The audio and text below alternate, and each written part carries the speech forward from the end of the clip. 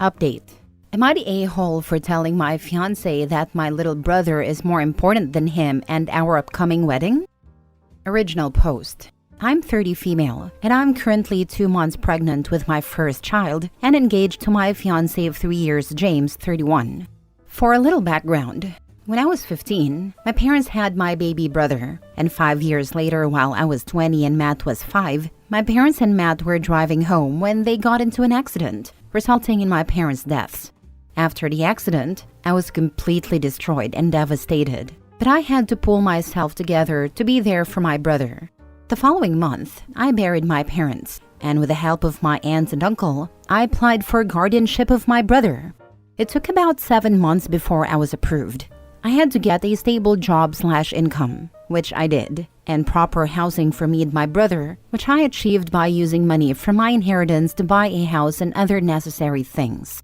In the end, I was granted guardianship of my brother. It was hard at first, working while looking after my brother.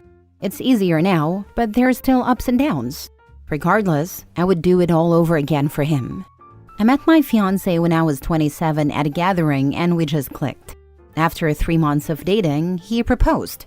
At first I said no, because I still had my brother to take care of. But after thinking about it, I said yes, and we agreed to wait until we were financially stable. At the beginning of this year, we decided to tie the knot since I was pregnant because I didn't want my baby to be born out of wedlock. We started the preparations, and the wedding was scheduled for October. But after what happened last Saturday night, it looks like there isn't going to be a wedding. There was many issues where we fought and then resolved things. For example, the wedding date. James wanted it on my brother's birthday. I had a problem with that because I wanted to throw my brother a big party since he was turning 15. I offered a week after, which led to an argument, and he even ran to his mother to try to convince me. But I stood my ground, stating that my brother's birthday is more important to both me and him. There was a little more fighting, but we eventually came to a solution. Then there was the roles I wanted my brother to play in my wedding. At first, I suggested my brother to be his best man, but James said he wanted his best friend. I said okay. Then I suggested my brother be the ring bearer, carrying the rings on a little pillow and bringing them up to us. But James said he wanted his nephew for that role. I said okay and left it. Saturday morning, I was watching a TikTok video where a bride asked her male best friend to be her man of honor, and I thought it was sweet. So I decided to bring it up with James. When he came home, I was in the kitchen while my brother was at his sleepover at his friend's house. As he entered and sat down, I said I had a perfect role for Matt. Him, what's that? Me, I thought he could be my man of honor, and then both wedding parties could come out as singles instead of in pairs. Him, what? Me, man of honor, or I'll call it my brother of honor. It would be lovely. Him, but I thought you wanted my sister to be your maid of honor, so that can't work. Me, I never agreed to this. And what about my brother? I want him to play some role in my wedding. Him, I was thinking he could be a guest and sit in the rows. I was completely shocked. I wanted my brother to be in my wedding, not just some sidelined guest. I didn't know what to say. He wanted to put my brother on the sidelines, while his whole family played some part in the wedding. Most of my bridesmaids were his cousins, only 2 were close friends, but this he couldn't grant me? I stopped what I was doing and told him no. It was my wedding too, and I wanted my brother to be my man of honor. He started saying his sister was better, and that my brother would be a guest, and he didn't want children in the wedding party. I completely lost it, and we started arguing from one thing to the next. Since Saturday, he hasn't come home, only sending his brother to pick up some of his stuff. Meanwhile, his mother and sister have been blowing up my phone, saying I'm selfish, and asking, so what if my brother is just a guest? The last time they called was Wednesday night, and I went crazy on both of them, using language I'm not proud of. I ended the call with, yes, my brother is more important than him in this wedding. If it's happening, I will never put him ahead of Matt, so I'm freaking sorry. Tell James to contact me to talk things out. Now for the top comments before reading the updates. Not the a-hole. I was going to suggest your brother walk you down the aisle, but then I kept reading. This is just filled with red flags. I'm gonna bypass the whole fact that your fiancé has filled every wedding role with his family members. And out of 365 days in the year, he wanted the wedding to be on your brother's birthday? And put money on your fiancé pushing for your brother to leave the house after the wedding. So that it's just your family. Him, you, and the baby. Call off the wedding. I got those same vibes. It's max of him getting her pregnant, married, and locked down. Then he can push the brother away. He's been jealous of her brother this whole time and just playing the long game. When someone shows you their true colors, listen to them the first time. This man is showing you red flags here. He seems to resent your brother's part in your life. The fact that you put your brother's well-being over your fiancé's is nothing but a good thing in my opinion. You are a good sister, and you have your brother's back. Your fiancé is showing flagrant disrespect. I'd bet dollars to donuts that he's trying to edge your brother out of your life. So that's when Matt turns 18, your fiancé, by then your husband, would be at the point where he's a man now, he can take care of himself. And it'd push him out the front door. I feel like if I were you, at the very least, I would be reevaluating the relationship. Try talking to him and asking point blank what his problem with Matt is. If he won't answer, then you have your answer. It's because he's a controlling a-hole. Yeah, and added to the red flag of proposing after only 3 months? What is that? She has a house. She's working. He can move in and be the man of the house. Except for that pesky kid. Now for the first update. Hello everyone. I'm very sorry I didn't update sooner due to being busy with work, canceling every wedding preparation I made, and preparing Matt for sports camp. I would like everyone to know that I will not be marrying James, and we broke up. On Friday, the week after posting my original post, I got a message from James asking to meet and talk, which I only agreed to if I could pick the day we met. Which he agreed to. After picking a day, which was Sunday, when I knew that Matt wouldn't be home all day, I notified James, and he came around midday with his mother. I was shocked when I opened the door and let them in.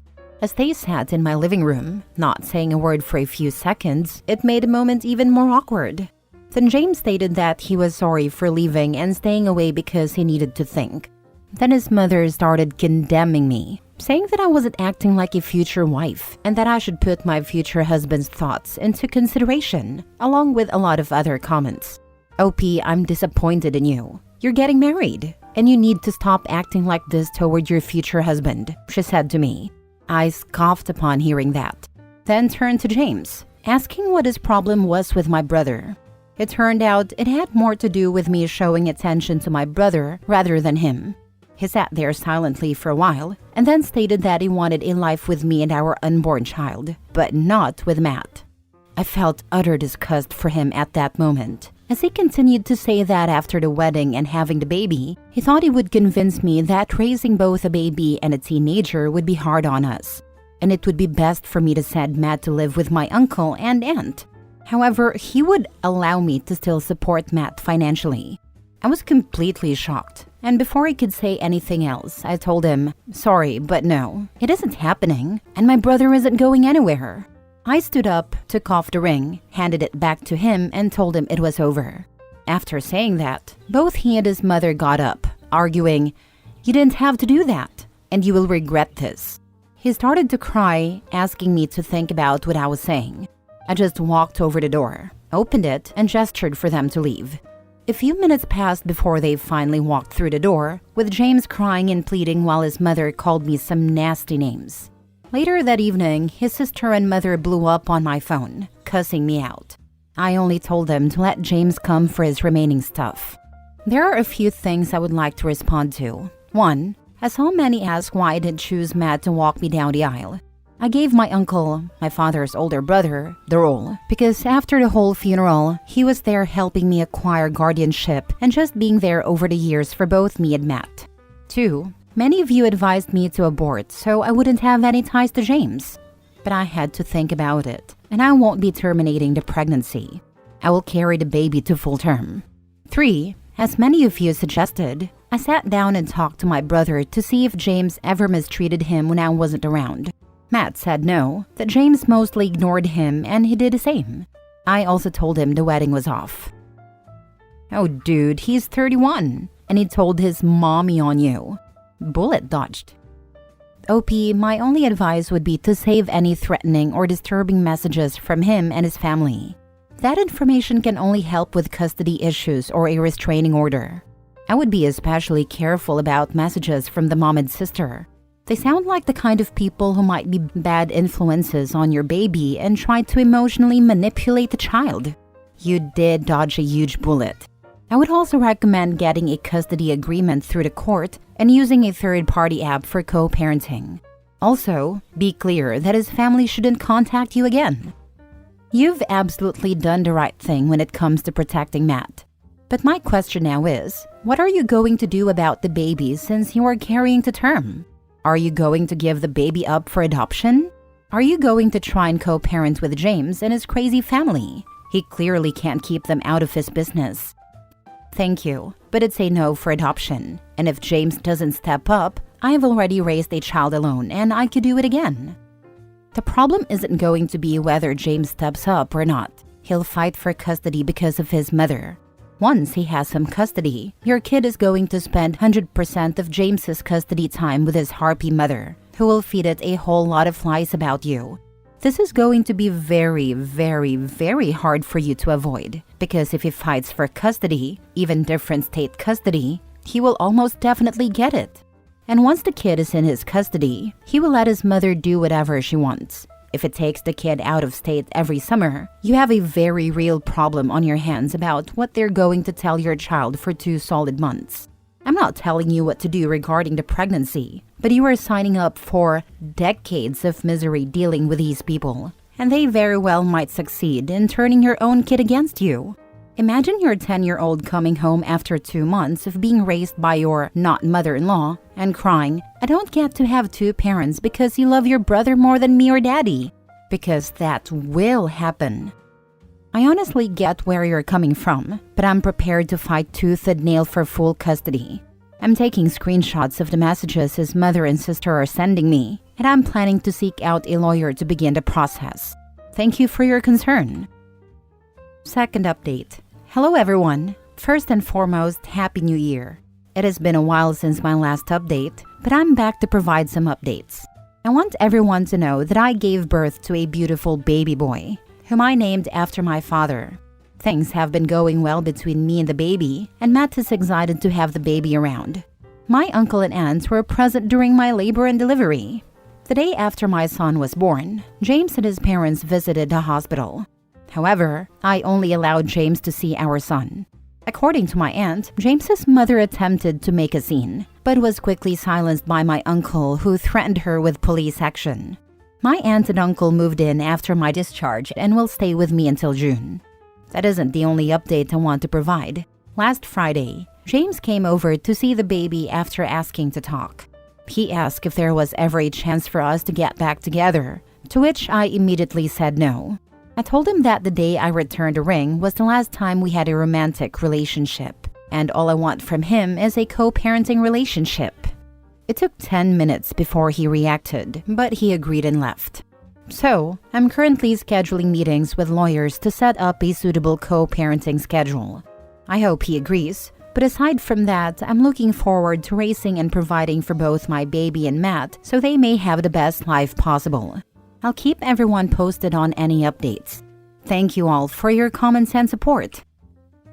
Congratulations on your precious little one. My unsolicited advice to new parents: rest when you can. Don't hesitate to be a mama bear if someone crosses your boundaries. Be present in the moment, but also take lots and lots of pictures. It goes by way too fast. You blink, and the little one will be rolling over and crawling. Say "I love you" often, take things one step at a time, and don't overwhelm yourself. But most of all, just enjoy that little baby with everything inside you. This is the only response he allowed you. He was railroading you over the wedding, and was prepared to railroad you into getting rid of Matt. You were marrying his mother and sister, in reality, and he was just a cipher for their wishes. But this isn't your fault. It only became apparent when push came to shove, and legal ties were being made that would have solidified the state of the relationship between you. Bullet dodged. Last story. Am I the a-hole for kicking my sister out of my baby shower because she called me old and selfish? My sister, female 31, and I, female 34, married around the same time 7 years ago. She decided to have kids right away. My husband, male 35, and I decided to buy a house first, do a little traveling, and have enough savings before having kids. My sister now has 4 kids. I'm currently pregnant with our baby. I have been dealing with hyperemesis gravidarum, HG, and it's been brutal.